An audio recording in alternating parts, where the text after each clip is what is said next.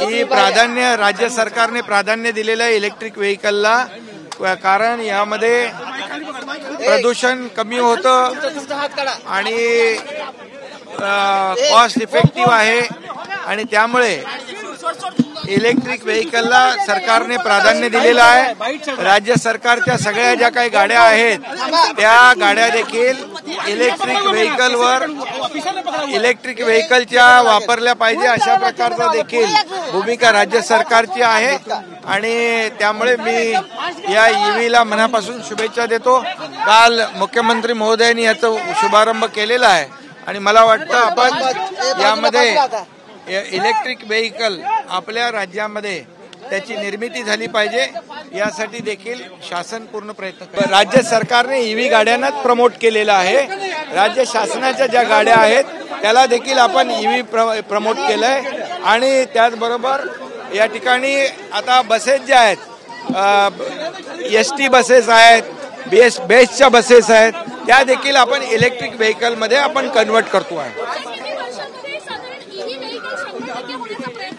आता बघा ही तयारी सुरू झालेली आहे आणि भविष्यात लवकरात लवकर ईव्ही सगळीकडे सुरू झाल्या पाहिजे, त्यामुळे पूर्णपणे पोल्युशन फ्री प्रवास लोकांना करता येईल। मुंबई ही देशाची आर्थिक राजधानी आहे। मुंबई खरं म्हणजे आर्थिक आपलं हा हब आहे आणि म्हणून या ठिकाणी मुंबईमध्ये सर्व सोयी सुविधा आहेत।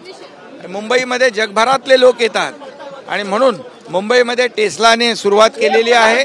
मी टेस्लाचं स्वागत करतो, त्यांना शुभेच्छा देतो। हे विरोधकांना एक उत्तर आहे टेस्लाने दिलेलं की आम्ही बाहेर जाऊ इच्छित नाही। महाराष्ट्रामध्ये एवढं चांगलं इन्फ्रास्ट्रक्चर आहे, स्किल्ड मॅनपॉवर आहे, त्याचबरोबर चांगली कनेक्टिव्हिटी आहे, सुविधा चांगल्या आहेत, त्यामुळे देशामधली एकूण गुंतवणुकीच्या सर्वात जास्त गुंतवणूक महाराष्ट्रामध्ये येते आहे। त्यामुळे महाराष्ट्र इंडस्ट्री फ्रेंडली स्टेट झालेला आहे। आज दावोसमध्ये देखील देवेंद्र फडणवीस मुख्यमंत्री म्हणून गेले, मी मुख्यमंत्री म्हणून दावोसला गेलो ज्यावेळेस, आणि त्यावेळेस 15 लाख कोटी आत्ता, त्यावेळेस 8 लाख कोटी तेव्हा, अशा प्रकारचे 23 लाख कोटीचं परदेशी गुंतवणूक महाराष्ट्रात आलेली आहे। त्यामुळे आता विरोधकांना आणि ईव्ही पॉलिसी या महाराष्ट्रामध्ये आपण आणली, त्यामुळे महाराष्ट्रामध्ये मोठे उद्योग येत आहेत।